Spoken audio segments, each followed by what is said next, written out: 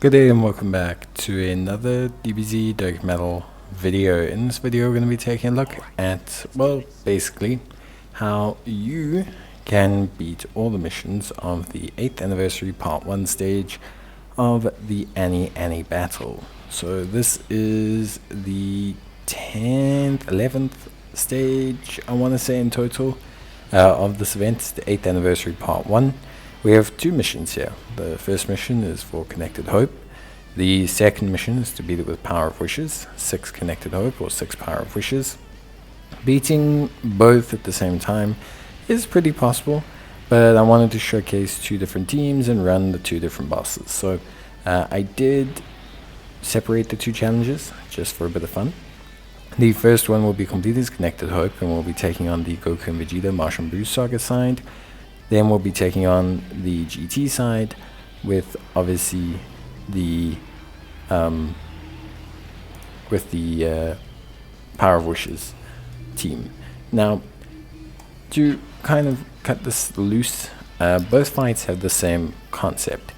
So on the Martian Buu Saga side, you'll face Goku and Vegeta. They have 27 million health, 1 million in terms of super damage. They hit for about 400k.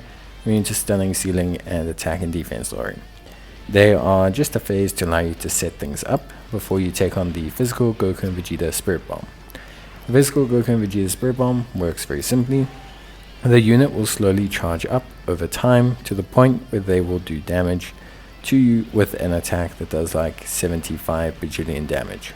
So you have no way of avoiding this. It's literally going to do huge damage to you. The only way to avoid it is one of two ways. Firstly, you need to basically have your characters hit same type orbs. The more same type orbs your characters hit, the more it will reduce the fury meter, preventing the unit from hitting their super attack. So it's very crucial that you hit same type orbs. This will allow you to reduce the overall workload and reduce the timer count towards Goku and Vegeta doing their Spirit Bomb. The only other way is to actually just evade the attack. Not ideal because there's a lot of RNG involved with that, but it is possible. So if you're like really stuck and you don't know what to do, you could just do that.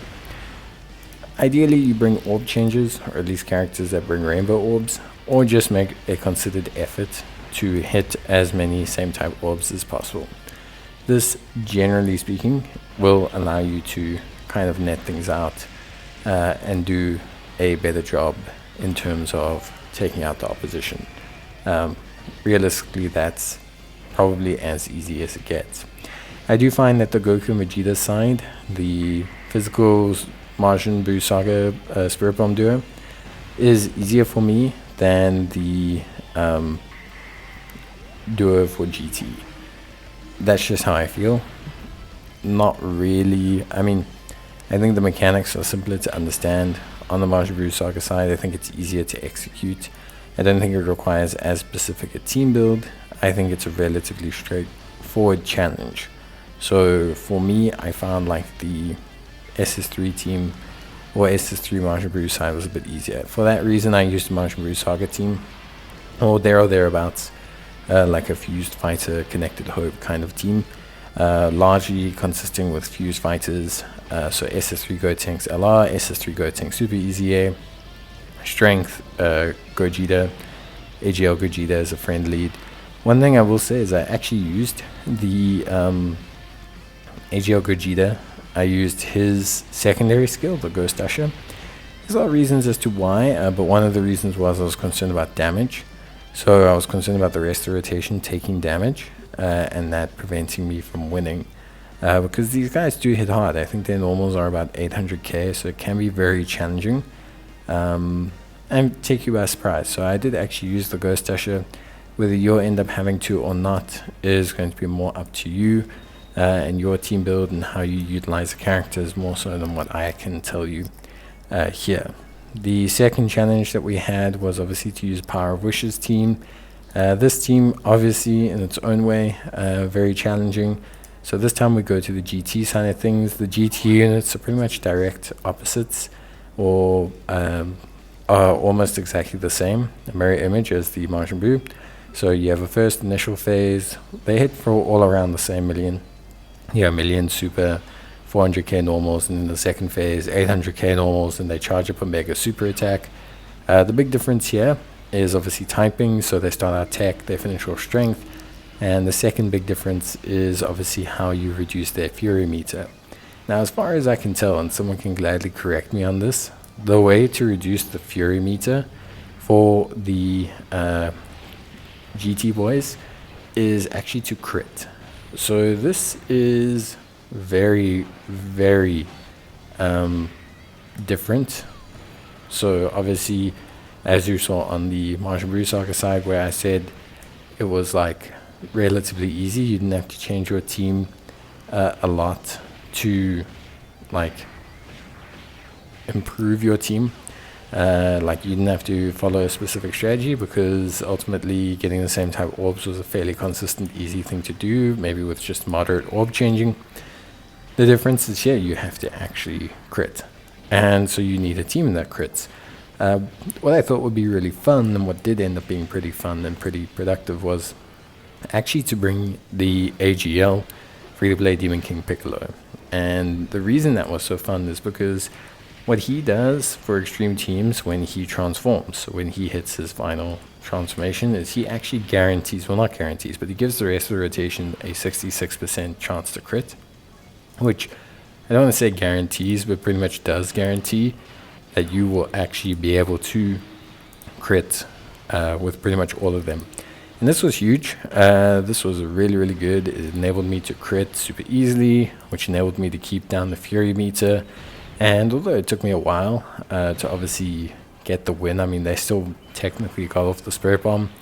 It bought me a ton of time, not to mention that he himself just did a ton of damage. Like, he was throwing out, 30 million attack stats and doing a lot of really good stuff. So he was really, really good. I will say, honestly speaking, that overall, it was actually really, really, really good. Like, the whole run, the whole everything. Everything about, like, the whole situation was excellent. Demon King Piccolo did an outstanding job. Obviously, this is running an extreme team. There is a whole variation of probably much better Power of Wishes super teams.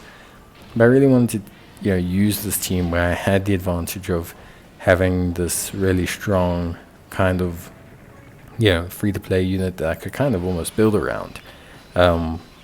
Not necessarily in the sense of like the team wasn't built around his lead or anything, but the concept was that he would really equate to us having enough damage. And yeah, it really was like that. He busted out enough damage. We had a great time, and I got everything done, which I thought was very, very impressive. So I will say, ultimately, it was still very tough. I understand players will still probably really struggle with it, but for me, it was quite an interesting one to try and do, that I found to be a lot of fun. So I enjoyed the Spirit Bomb mechanics. I found them quite interesting. And yeah, that completes the 8th anniversary part 1 stage, which, I think a lot of players probably enjoyed doing. At least I did. So that's it. That's it from me. I hope you guys have enjoyed the video. Let me know if you need any more help. And otherwise, I will see you guys in the next one. So until then, as always, take care, stay safe, and thanks for watching. Bye.